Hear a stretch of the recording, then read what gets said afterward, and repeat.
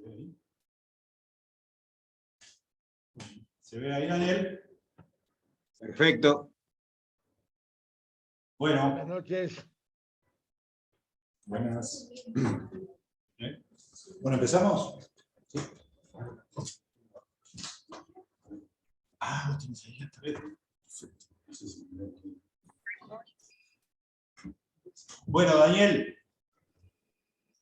Adelante, adelante. Bueno, muy bien. Bueno, en el marco de los festejos de los 110 años de la creación de la Asociación de Ingenieros Agrónomos, nos hemos embarcado en varios encuentros técnicos. Este es el tercero. El título del mismo es El comportamiento del mercado de tierras. Estos encuentros los hemos armado con la gente del Ministerio de Ganadería, Agricultura y Pesca. En este caso, en el encuentro de hoy, el disertante es el doctor Federico de León, integrante de DIEA, de la División de Investigaciones Económicas Agropecuarias, y el moderador es el ingeniero agrónomo Pablo Couto, a quienes ya dejo con ustedes y agradezco a los que están presentes y a los que vendrán, y al disertante y al moderador. Gracias, Juan Pablo. Bienvenidos a esta presentación. En el día de hoy, agradecer a la Asociación de Ingenieros Agrónomos el espacio que nos brinda para mostrar algunos datos interesantes para el sector agropecuario sobre el mercado de tierras en nuestro país. Antes de empezar y darle la palabra a Federico de León, que es el encargado de procesar esta información y presentarla, algunas consideraciones previas. Quería decir, toda esta información surge del procesamiento de información de la base de datos de la Dirección General de Registros.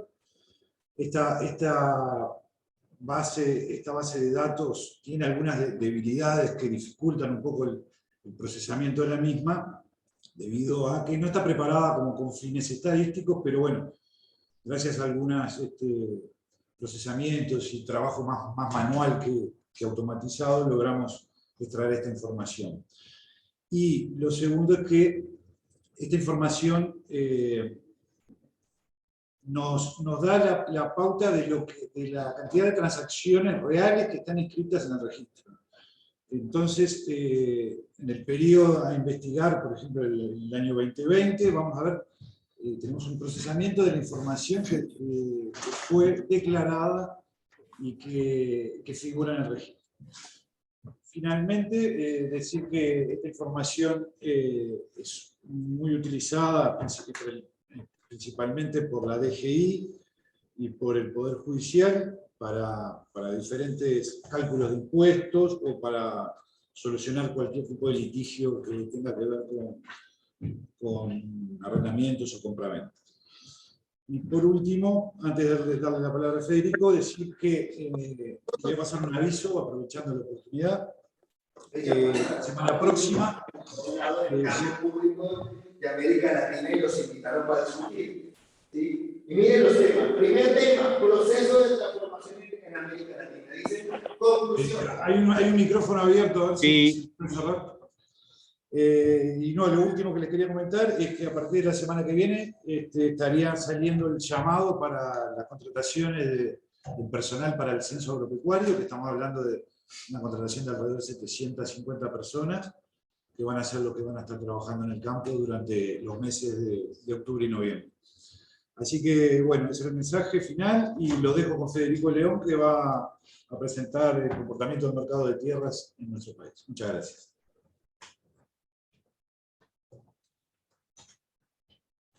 Buenas tardes para todos. Muchas gracias, Pablo, por la presentación. Quiero sumarme al agradecimiento para con la AIA por convocarnos en esta oportunidad para poder contarles del comportamiento del mercado de tierras desde que la oficina recaba la información, desde el 2000 hasta el año 2021 cerrado para el caso de compraventas, y el primer semestre del 2021 en el caso de los arrendamientos. Bueno, en esta oportunidad vamos a discutir la la metodología del procesamiento de los datos, vamos a hablar un poco de la compraventa de inmuebles rurales, de los arrendamientos de campo, la relación entre los dos puntos antes mencionados, y vamos a informar de la condición jurídica y la nacionalidad para la serie histórica. Información que se preparó exclusivamente para esta charla. Y finalmente, algunas conclusiones generales. Bueno, con respecto a la metodología y el procesamiento de los datos, siempre que hablamos de metodología surgen 4 incógnitas: cómo, cuándo, dónde y por qué. Y por qué lo mencionó anteriormente el ingeniero Pablo Couto. ¿Dónde? Bueno, la realiza el Ministerio de Ganadería mediante la Oficina de Estadísticas Agropecuarias. Con respecto al cuándo, IEA recibe esa información madre de la Dirección General de Registro del Ministerio de Educación y Cultura a trimestre vencido. Luego de confeccionar 2 envíos de archivos y tener los primeros 6 meses, se hace el procesamiento de los datos para compraventa y arrendamiento, y básicamente se anticipa información en este campo para luego hacer el cierre de año calendario y publicar al año siguiente la información del dato analizado para los 2 indicadores. Con respecto al cómo, bueno, a modo didáctico se confeccionó una diapositiva en el cual se explica el proceso de generación de la información. Como mencionamos anteriormente, tenemos una base de datos original que mediante filtros confeccionamos una base sucia. El nombre capaz que no es muy técnico, pero sí es bastante gráfico, para luego hacer una serie de procesos. Como verán ahí, no hay una flecha, hay una cadena, y esto tiene que ver con el conjunto de eslabones, el conjunto de subprocesos que se generan para confeccionar esa base preliminar. A modo de ejemplo, en esta oportunidad identificamos quién compra, quién vende, si es la condición jurídica de los que intervienen en la operación, se codifica esa información y se evalúa su nacionalidad, así como también se trata de llevar todas las variables de interés, a modo de ejemplo superficie y monto, a un sistema único de medición, en el caso de superficie hectáreas, y en el caso de monto llevar todo a dólares, para luego tener esa base preliminar. Esa base preliminar, como verán, las imágenes cada vez se van aclarando un poquitito más, y en esta oportunidad identificamos los llamados, en estadística llamados datos atípicos, o sea, lo que se desprende de la media, y buscamos una explicación coherente, y identificamos errores, porque la verdad en la estadística tenemos que convivir con ellos y tratar de minimizarlo lo menos posible. Y tratamos ya le digo, de identificar esos errores, buscarle solución. Si el error está en el procesamiento, lo solucionamos. Si el error está en el registro, podemos pedir una ampliación de la información en la dirección general para tratar de subsanarlo. Finalmente obtenemos esa base final. Esa base final se le corre en un conjunto de sintaxis, que es un proceso automatizado para la generación de los cuadros de salida, que más adelante les vamos a mencionar cuáles son, y se confecciona un informe preliminar. Este informe preliminar queda dentro de la oficina, y básicamente lo que se evalúa ahí no son los números, sino la parte de redacción, para posteriormente, del visto bueno, publicarlo en la página de la Subcom de IEA del Ministerio de Ganadería, y quedando a disposición para todos los usuarios. También hay otro proceso que se da desde la base final, que es cargar un conjunto de datos agregados con la serie de cortes que se van colgando en los informes, que se cuelga a la nube de Google en datos abiertos. Si en la parte inferior vamos a describir brevemente el proceso de arrendamiento, que como verán es bastante similar al de compraventa, con la salvedad de los procesos intermedios en la confección de las bases de datos.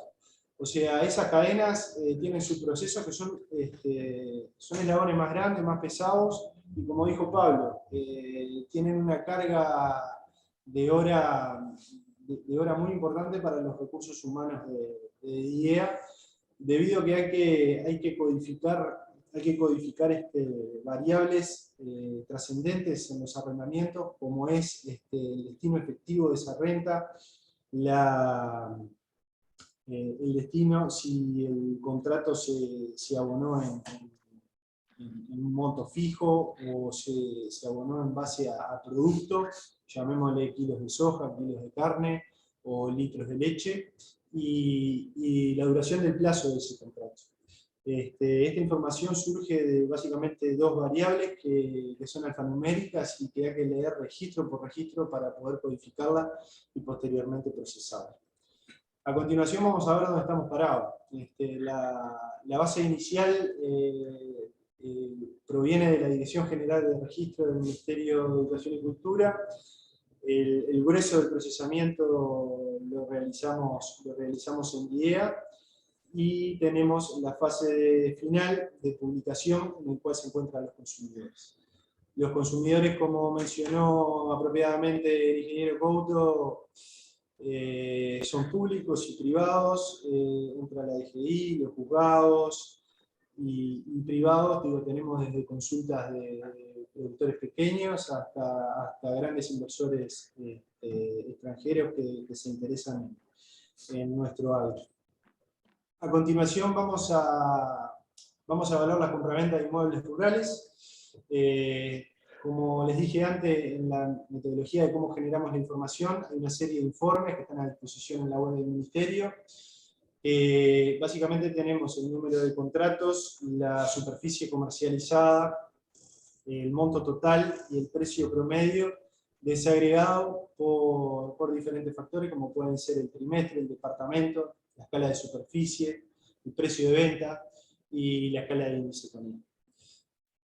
A continuación vamos a expresar los últimos números procesados, que corresponden al año calendario de las compraventas 2021, lo que nos arrojó un precio promedio de $3.500 por hectárea, con un aumento en el número de operaciones, que alcanzaron las 1.239 operaciones, que abarcaron 232.000 hectáreas, por un monto total de $810 millones. Estos dos últimos indicadores también se movieron al alza si lo comparamos con el año 2021. En los informes a continuación también van a tener una serie de mapas con un fin básicamente didáctico para evaluar la superficie y el precio, pero eso los colegas lo van a poder evaluar a la hora de bajar los informes y estudiar.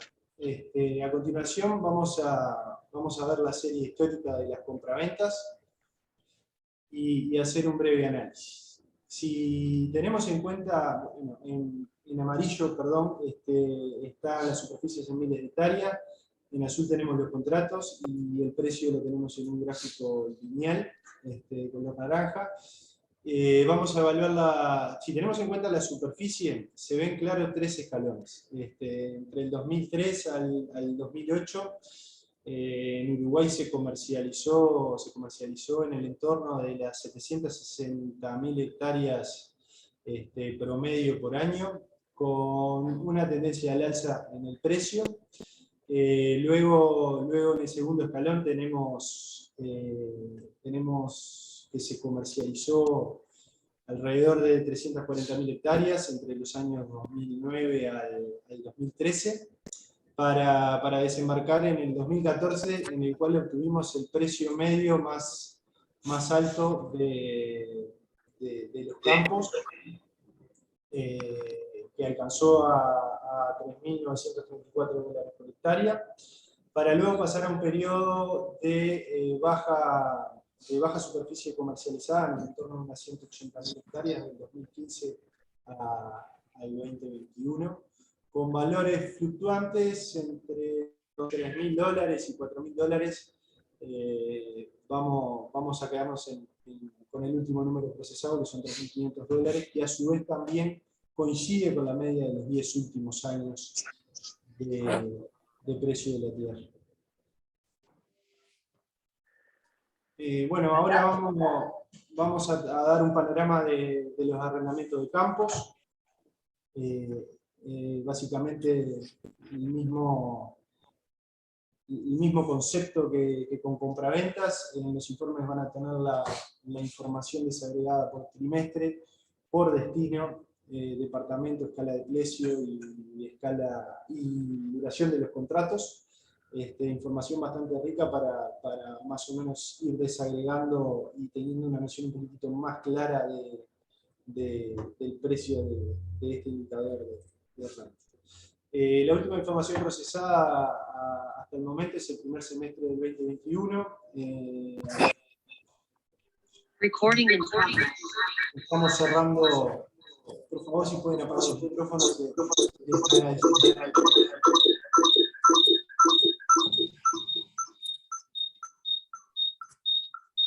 En este momento, como les venía contando, estamos cerrando el segundo semestre del 2021 para los arrendamientos. Hubo que pedir una ampliación de información por algunas operaciones de relevancia en superficie que habían venido sin monto y nos pareció oportuno retomar un poquitito, porque pasa mucho en algunos departamentos. Pero con respecto al primer semestre, tenemos una respuesta favorable en el número de contratos. Si lo comparamos con el primer semestre del 2020, tenemos un 25% más de contratos, por unas 436.000 hectáreas y unos 48 millones de dólares involucrados en dicho semestre. Lo que nos arrojó un precio promedio de $112 por hectárea por año, un 15% más si lo comparamos. Desde el punto de vista histórico, aquí si nosotros evaluamos el análisis histórico, vemos dos escalones. Antes que nada, quiero mencionar que en el 2021 está solo el primer semestre, así que esta superficie que vemos debajo del medio millón de hectáreas, cuando se cierre el segundo semestre va a aumentar. Pero la pusimos para ver la relación entre los contratos y la superficie, la idea del precio, cómo viene, a ver la tendencia del precio. Si consideramos la superficie, vemos dos escalones. O sea, antes de 2006 se arrendaban alrededor de 500.000 hectáreas por año a un precio de promedio de $32 por hectárea. Entendemos con una incidencia importante de rentas ganaderas. Y luego del 2007 en adelante, 2007-2008, pasamos a un modelo de negocio en el cual se arrendó más campo, alrededor de unas 880.000 hectáreas, con precios al alza, hasta el pico, que fue también en el 2014, donde las rentas alcanzaron un precio promedio de $174 por hectárea, pero con altibajos. Y esto está muy explicado. Cambiamos de campus. El mercado de tierras y la baja en el precio de los arrendamientos está explicada en la baja del precio del commodity, fundamentalmente de los granos, que inciden de forma directa, debido a que hay mucho de esas rentas que está atada, o sea, está acordada en base al producto, y por ende al bajar el precio del commodity, efectivamente se da una baja del precio de la renta. Muy bien. ¿Cómo podemos relacionar los dos indicadores, ¿no? El arrendamiento y la compraventa? Aquí presentamos dos gráficos. En el gráfico superior vemos el cociente entre la renta y el precio de los campos. Básicamente la tasa de capitalización de la inversión. Si un productor, por ejemplo, un inversionista adquiere un campo para arrendar, y encontramos que entre el 2000 y el 2005 esa tasa se movió entre el 6 y el 5%, luego entre el 2006 al 2014 estuvo más tirando el 4%, para luego en el 2015 en adelante arrojar un indicador del 3%. Si 3%. tenemos en cuenta el cociente. Que es lo que pagamos nosotros. En DIEA nosotros realizamos un estudio del retorno por renta y la valorización de dicho inmueble. Abajo está el link donde pueden acceder para leerlo. Fue publicado en la revista Plana Agropecuario, y los que lo escribieron fueron Gonzalo Freiría y el economista Jesús Batista. Yo aporté la información de base para los tabulados. Y básicamente encontramos que se dividió en 3 periodos, o sea, un inversionista compra campos en el 2001 y los vende en el 2020. Y digamos el retorno anual dólares corrientes, ¿no?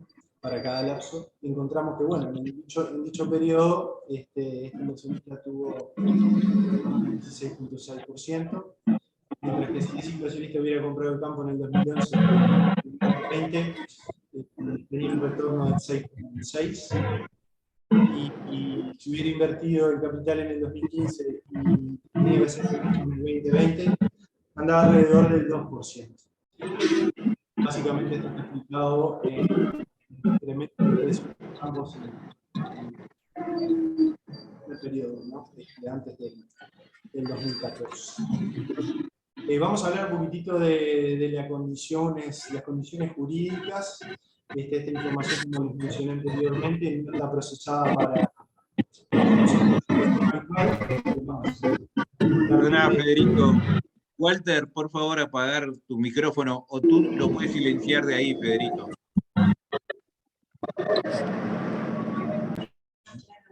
Adelante, gracias. Bien, muchas gracias. Como venía diciendo, esta información se armó para esta charla en particular.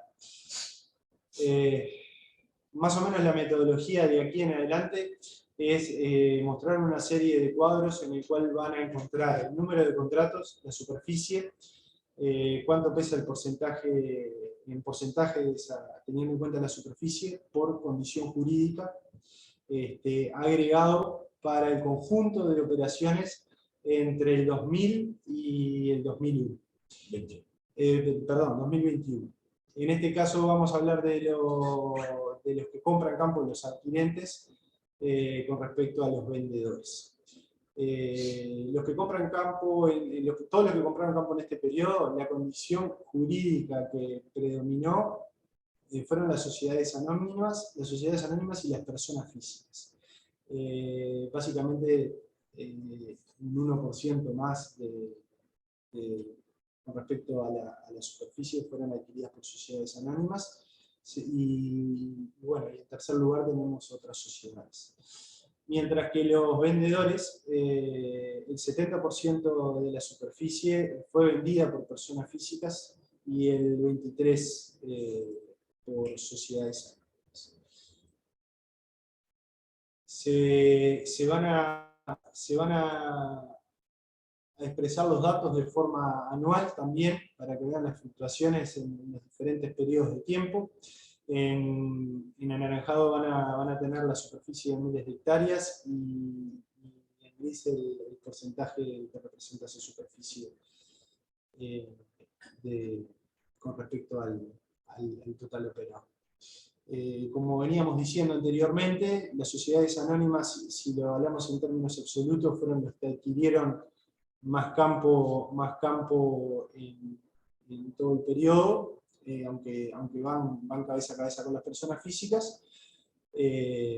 Si vemos las gráficas entre el 2003 al 2006, hubo un crecimiento en la compra de campos por medio de esta condición jurídica, que bueno, pasó de 150.000 hectáreas en 2002 a 400.000 hectáreas, perdón, que medio millón de hectáreas en el 2006, mientras que las personas físicas adquirieron 350.000 hectáreas en el pico en el 2007. Bueno, del otro lado, los vendedores, el 70% dijimos que correspondían a personas físicas. Efectivamente, esas personas físicas vendieron sus campos particularmente entre 2003 y 2007 de forma exponencial, alrededor de unas 600.000 hectáreas por año.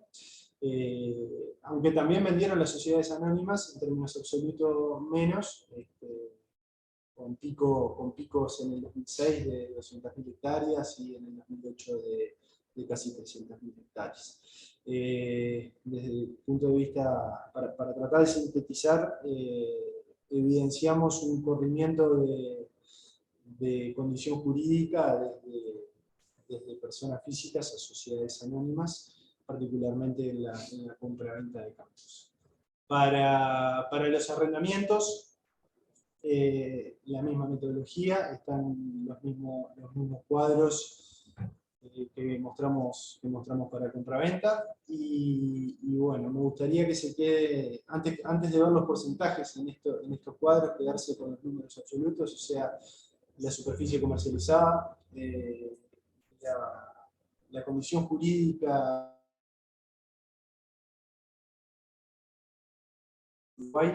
en este periodo, desde el 2000 al primer semestre del 2021, seguido de las sociedades anónimas y en tercer lugar otras sociedades, mientras que los principales actores que ceden tierra son las personas físicas, de forma bastante significativa. Como mencionamos, estamos en el entorno del 50% de los campos arrendados están arrendados por personas físicas entre el 2008 y el 2021. Esto es importante. Para el dato general, por eso les dije que no presten tanta atención en el porcentaje de los cuadros, porque en el dato, en el cuadro está toda la serie histórica agregada, mientras que en las gráficas está del 2008 al 2021, y eso está debido a que la condición jurídica para las rentas la tenemos a partir de ese año. El otro 50% de campo son tomados por sociedades anónimas y otras sociedades. Evaluamos una tendencia a la baja en la toma de campo por sociedades anónimas, con una baja importante en el 2015, también empujado por la baja de los precios de los commodities, particularmente de los granos, y bueno, queda para análisis posteriores también buscar capaz alguna explicación a la tendencia a la baja en este indicador, en este tipo de sociedades. Particularmente los que ceden, como dijimos, circunstancialmente se ve que las personas físicas son los agentes que más ceden tierra en nuestro país, con fines productivos, y si evaluamos los datos del 2008 al primer semestre del 2021, 70%, aproximadamente unas 600.000 hectáreas, son cedidas por personas físicas, seguido de sociedades anónimas, que representa el 20%, y otras sociedades restantes.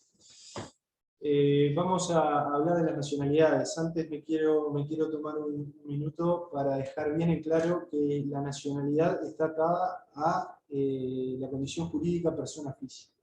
O sea, todos los cuadros de aquí en adelante intervienen en ese tipo de condición, dejando de lado las sociedades anónimas y otras sociedades.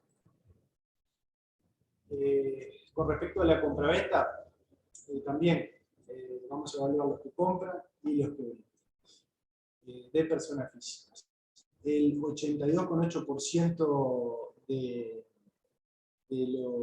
los compradores fueron uruguayos, seguido de los argentinos en un 7,4%, y otras nacionalidades con un 5%, y los brasileños con un 4,1%. Mientras que los vendedores también llevan la delantera los uruguayos, las personas físicas con nacionalidad uruguaya, en un 88,9%. Seguido de los brasileños y los argentinos en tercer lugar.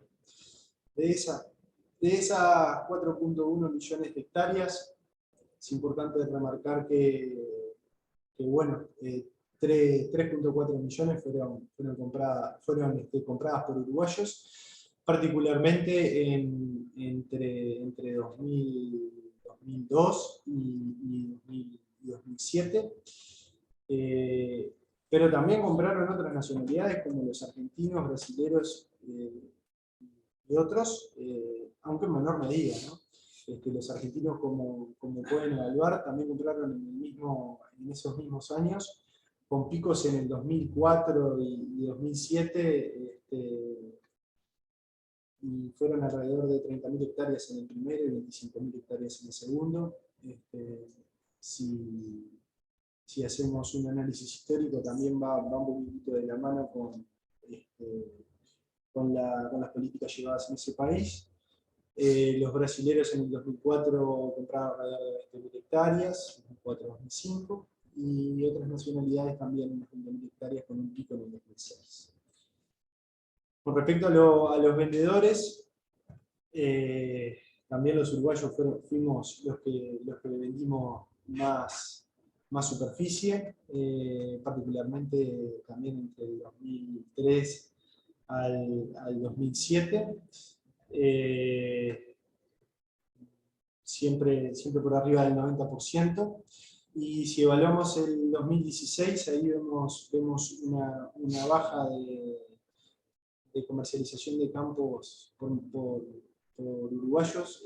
Capaz que ahí los uruguayos estábamos pidiendo mucho dinero por esa hectárea de campo, y como que se resintió, no se encontró la oferta y la demanda.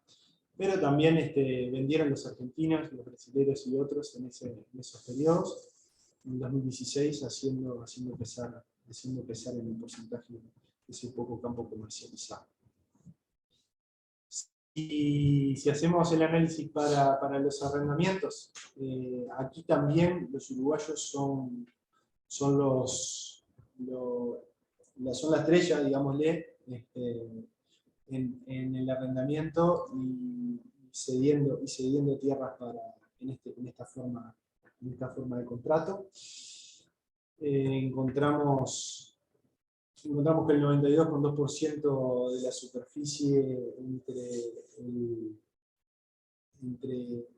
en todo el periodo, entre el 2000 al primer semestre del 2021, fueron comercializados por uruguayos. De las 5,6 millones, 5,2 millones de hectáreas fueron arrendadas por uruguayos. Si ven particularmente en el análisis de forma anual, en el 2015 vemos una disminución superficie arrendada por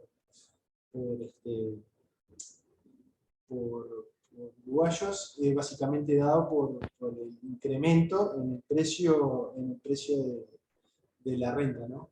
Que se le hizo particularmente difícil llegar a ese número, y con un contexto de baja en el precio de los territorios. No siendo así para argentinos, brasileños y otras nacionalidades que invirtieron arrendando tierras y produciéndolas en nuestro país, de forma que se ve bastante marcado. A continuación vamos a evaluar los PC en tierra en dicho periodo. También aquí los uruguayos llegamos al número 1, somos los que más ceden tierras en el territorio. Un 89,3% de la superficie fue cedida por manos de uruguayos, seguido de argentinos, propietarios de campo en nuestro territorio, y en tercer lugar los brasileños, que cedieron unas 225.000 hectáreas en todo este lapso de tiempo. También en esta oportunidad, en el 2015, evaluamos una caída en el acuerdo, digamos, de encontrarse su oferta y esa demanda a la hora de ceder tierra por parte de los uruguayos, mientras que los argentinos, los brasileños y otras nacionalidades arrendaron una superficie bastante significativa. Bueno, vamos a tener unas conclusiones finales. El precio promedio alcanzado en el 2021 es el mismo que de los 10 últimos años, si tenemos en cuenta el indicador de la compraventa. Considerando la última información de compraventa y arrendamientos procesada, encontramos un aumento del número de contratos, la superficie operada y el precio para dichos indicadores.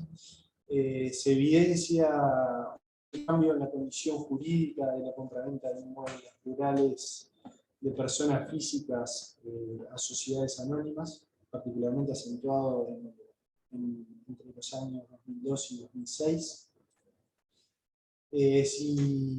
Si analizamos los arrendamientos, el 50% de los arrendatarios, o sea, los que toman campo, entre el 2008 al 2020 fueron personas físicas, mientras que el otro 50% se repartió entre sociedades anónimas y otras sociedades. Mientras que del otro lado del mostrador, los que ceden esas tierras, el 70% se encontraban dentro de la condición jurídica de persona física. Para la nacionalidad, vuelvo a reiterar, perdonen que sea repetitivo, pero es solo para personas físicas. Esto es importante. Para las compraventas en dicho periodo, el 82,8% de la superficie comprada fue a manos de uruguayos, y el 88,9% de la superficie vendida era de propiedad uruguaya. Mientras que los arrendamientos, entre 2008 al primer semestre del 2021, el 92,2% de la superficie fue arrendada por uruguayos, y el 89,3% del área fue cedida por propietarios nacionales. Espero no haya sido muy mareador el conjunto de gráficos y cuadros, que haya quedado clara la información. Igual ahora vamos a tener un espacio de preguntas, y les agradezco por su tiempo.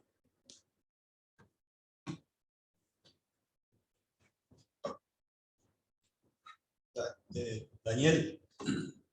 Sí, adelante, Juan Pablo. Solo aclarar que la charla de hoy va a estar colgada en la página web de la AIA y va a salir en el agronexo de la AIA, para aquel que por alguna razón no pudo participar la pueda alcanzar. De cualquier manera, ahora hay un espacio de preguntas al cual está sujeto el disertante. Perfecto. Le pedimos que habiliten su micrófono y hagan el comentario, la pregunta, y vamos uno a uno contestando. El que no pueda hacerlo por micrófono, puede hacerlo por chat y yo se la leo al panelista. Claudio, adelante, Claudio.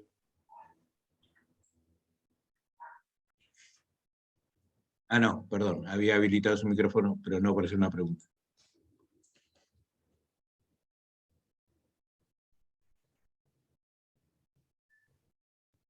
Laura dice, ¿dónde va a estar colgada la charla?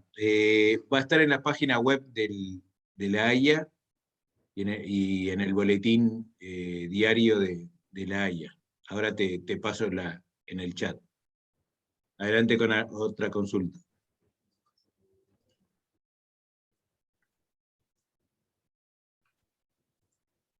Buenas noches, una consulta. ¿Por qué no, no se puede saber la nacionalidad de la sociedad anónima o por qué no, no se discrimina? Gracias.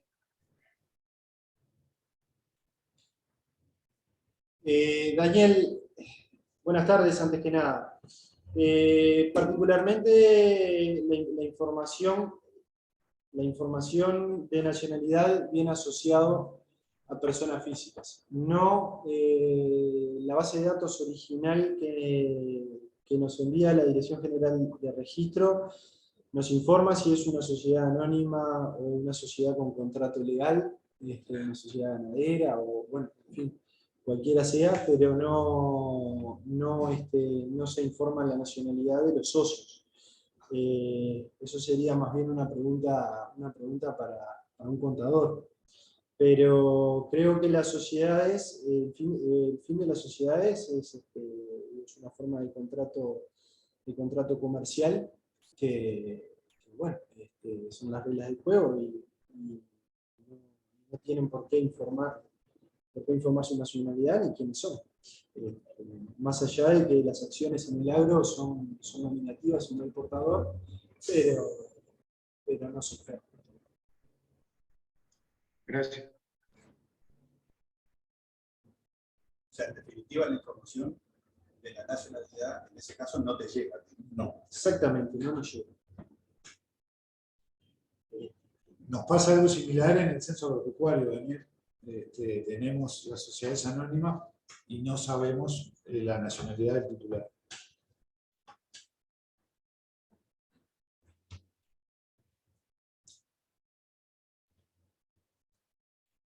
Yo creo que, disculpen, entre que se van ocurriendo algunas preguntas, yo creo que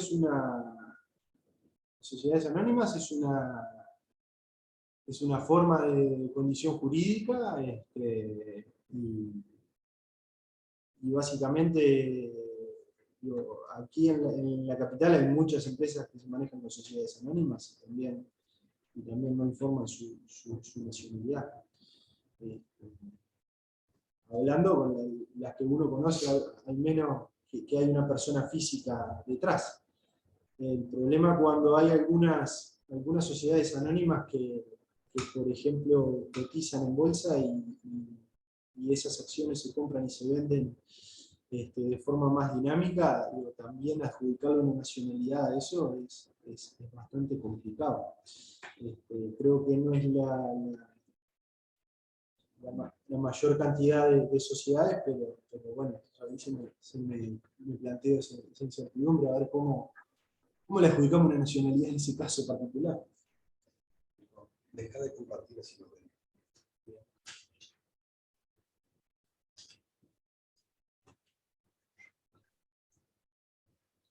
¿Otros comentarios, consultas?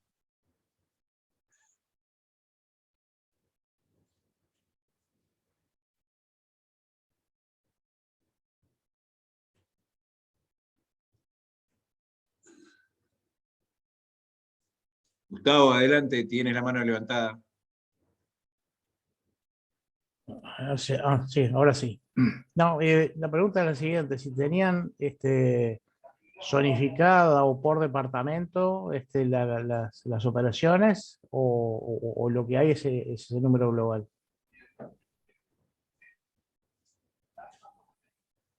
Gustavo, buenas tardes.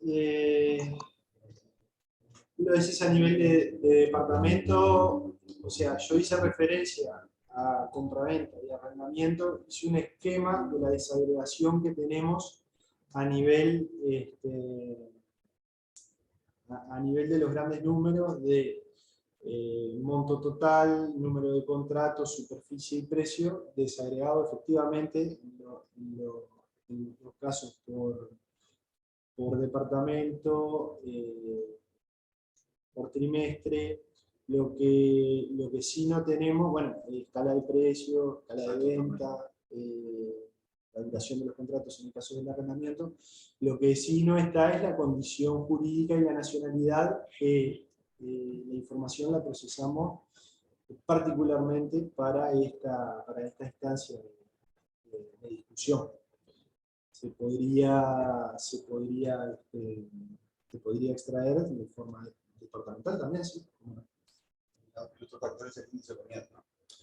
El otro factor es el índice CONIAT, particularmente para la compra, no para los arrendamientos, y eso tiene una explicación bien clara, y es que cuando nosotros recibimos la información y nos informan, bueno, tal padrón y tal padrón se comercializó, el padrón está adjudicado a ese índice CONIAT, o sea, los diferentes tipos de suelo corresponden a ese padrón.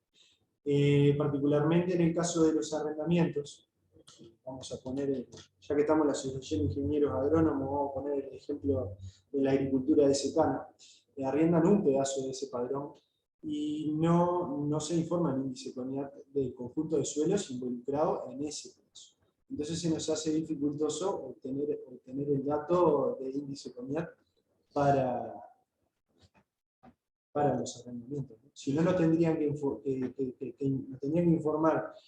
de cada renta el polígono para después nosotros poder solapar las capas con CONIAT, identificar la cantidad de tipo de suelo, cuánto aporta, para obtener un precio promedio acorde a cada contrato de arrendamiento. Correcto.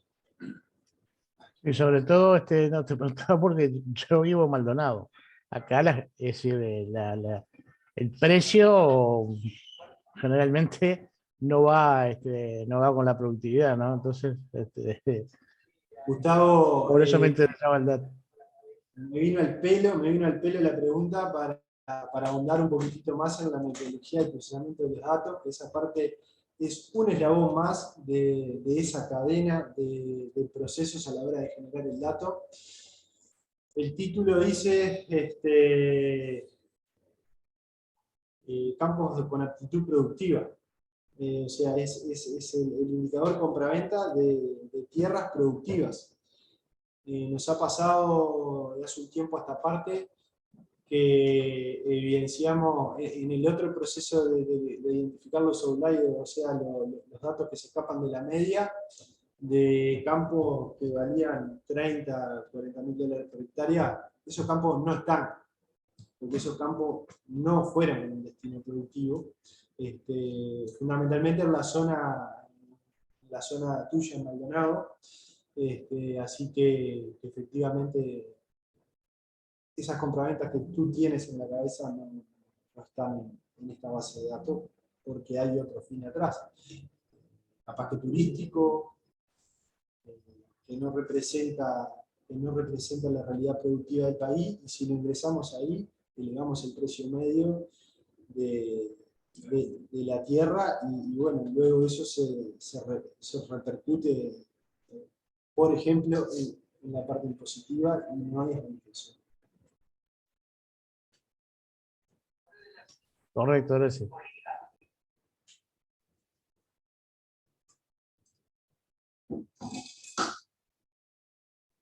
¿Algún otro comentario? ¿Preguntas? Juan Pablo.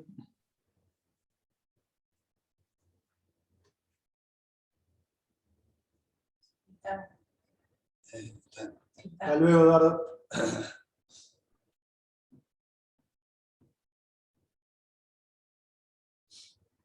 Bueno, no sé, Daniel, Sí, pasamos a cerrar. yo diría, salvo que haya alguna pregunta en el estribo de alguno, agradecer a Diea por la presentación, recordar que esta intervención está grabada y se va a colgar en la página web de la AIA, www.aya.com.uy. Si se pone AIA, enseguida sale. Y nosotros, en lo que tiene que ver con la información interna de nuestros boletines digitales, el agronexo, que sale todos los días hábiles, de lunes a viernes, ahí también la vamos a colgar. La referencia del disertante y del moderador están allí, o sea, pueden consultarlos a ellos directamente en IEA. Y seguramente entrar a la página de IEA y ahondar más en cada uno de los ítems planteados y en algunos otros que puedan necesitar.